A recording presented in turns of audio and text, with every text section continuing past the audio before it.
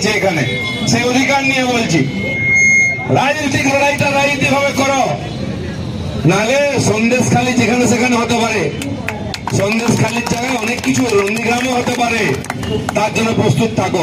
দ্বিতীয়বার যদি এটা হয়, আমি বলেছি কোন বাইক র্যালি একটা বাইক পার করতে দেবো না, আর দিলীপ ঘোষ ফেটো বাস নিয়ে আসবে আগে, এটুকু বলতে এসছি, বাকি তো পরে বলবো। আর এখানে যারা এসপি এসছে, কোন ব্যাটার এসপি, সে আমাদেরকে আইন শেখায়, এখানে চলবে না, মিছিল চলবে না, পারমিশন দেবে না, তোর বাপের রাজত্ব নেই এটা।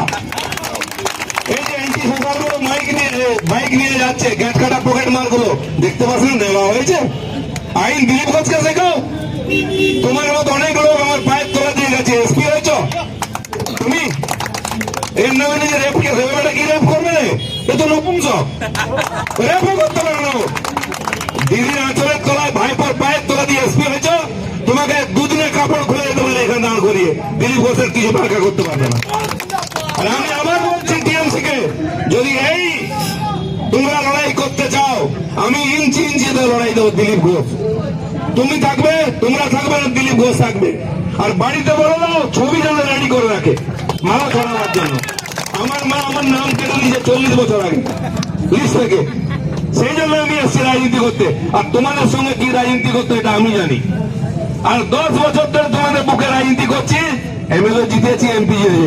বেটার তো একটা পঞ্চায়েত জিততে পারিস না রে, কাটমানি খাস, তাই দিদির পায়ে পড়িস। দিলীপ ঘোষ তোদের মতো নেতা বানিয়েছে, পঞ্চায়েত থেকে পার্লামেন্ট জিতিয়েছে, আর আগামীবারে তোদের ভিটেতে ঘু চড়িয়ে দেবো। এই 24 সাল আমি বলে যাচ্ছি, দম থাকলে মেদিনীপুর জিতে দেখাও। আরে তোদের তো এত দুর্দশা, তোদের টিকিট দিলে কেউ নিতে চায় না। আজ যেমন মোহামেডান স্পোর্টিং এর খেলা হলে ফুটবলের টিকিট চেঁচে দিলেও নেয় না, আজকে টিএমসির টিকিট নেয় না গাড়ি, তাই বিহার থেকে শত্রুঘ্ন সিনহাকে আনতে হয়। তাই বিহার থেকে আয়োজন ক্রিকেটার কি নাম, আরেকজন বিহারি আছে, কীর্তি আয়ারকে আনতে হয়। তারপরে গুজরাট থেকে উসুক পাঠাককে আনতে হয়। আরে গুজরাট থেকে আনতে হলে মোদি নিয়ে আয়, অমিত শাহকে নিয়ে আয়। ও কি করবে? ও যদি দম থাকতো তাহলে ওখানে গুজরাটে এমপি হতে পারতো টিকিট নিয়ে, এখানে এসছে কেন? হ্যাঁ, চমকাচ্ছে কে অদিতদাকে, বেচারা চালও নেই আর চুলও নাই, ঘটি বাটি সব গেছে, তার পার্টি ওর সঙ্গে নেই, তাকে চমকাতে পারিস। আরে ইউসুফ পাঠানকে মেদিনীপুরে দাঁড় করা দেখা যাবে, দম কথা আছে। আর তোদের যত বড় নেতা দাঁড় করা নেই। একজন ভদ্রমহিলা ভালো, তিনি রাজনীতি বোঝেন না, তাকে আমার সামনে বিজেপির সামনে করে দিয়েছে। ভালো মানুষ, ভালো, ভগবান আশীর্বাদ করুন। তো এই তোদের রাজনীতি। আরে তোদের টিএমসি তোদেরকে ভরসা করে না। এক দাদা ছিল আমার অজিত দা, সে এখন গোসা করে খুব ভবনে আছে, খুঁজে পাওয়া যায় না কোথায় আছে। এখন সন্ন্যাস নিয়ে তিনি হরিনাম করছেন। বাকি যারা আছে তাদেরকে এমএলএ যোগ্য মনে করে না টিএমসি, এমপি তো দূরের কথা। আর তারা এখানে ফটফট করছে এই কটা টাকা, পঞ্চায়েতের টাকা, মিউনিসিপ্যালিটির টাকা ঝাড়ার জন্য। আর কত রোজ মারামারি হচ্ছে। মানুষ জিতিয়ে খড়গপুরে পৌরসভা হাতে দিল, একটা চেয়ারম্যান দিতে পারেনি 10 বছর ধরে। সেখানে একজন মহিলাকে নিয়ে এসছে, তিনি শুনতেও পারলেন, তিনি দেখতেও পারেন, তিনি বলতেও পারেন না। এই তো তোদের অবস্থা। একজনের সেকেন্ডি খাড়া করে লুটে ফুটে খাওয়া।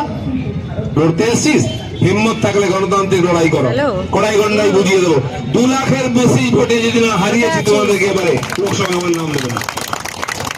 এই মেদিনীপুরে বলে যাচ্ছেন, লুকিয়ে করি না কিছু। মানুষ জবাব দেওয়ার জন্য বসে আছে। আজ আমরা এখানে যুবকদের নিয়ে বসেছি, সারা দেশ জুড়ে বুথে বুথে আমরা এই ধরনের কার্যক্রম করছি, পাড়ায় পাড়ায় করছি।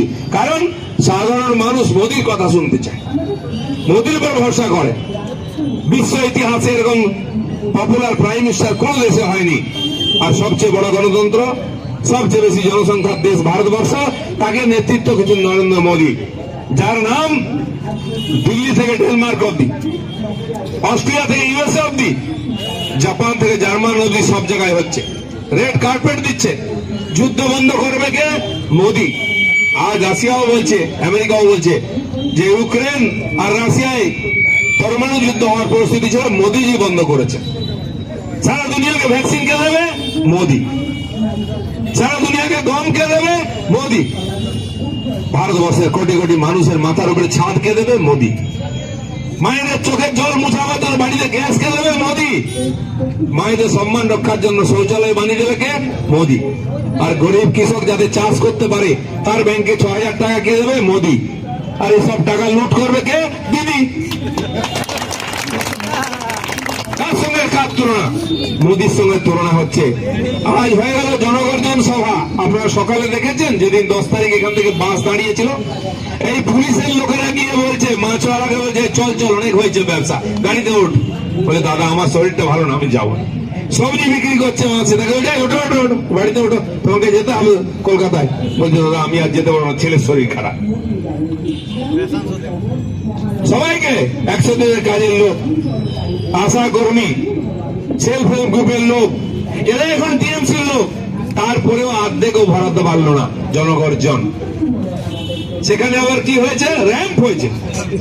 আমরা র্যাম্প জানতাম, সেই র্যাম্প ফ্যাশন টিভিতে ছোট ছোট জামা কাপড় পরে মেয়েরা হেঁটে হেঁটে বেড়ায়। হ্যাঁ, সে র্যাম্প হচ্ছে এখানে ব্রিগেডে, আর তাতে নাচানাচি করছেন ভাইপো আর পিসি মিলে। কি সব নমুনা ক্যান্ডিডেট দাঁড় করিয়েছে, ভোটের আগে হেরে বুথ, কোনো চান্স নেই। আজ কোন ভদ্রলোক টিএমসি তে জয়েন করছে না,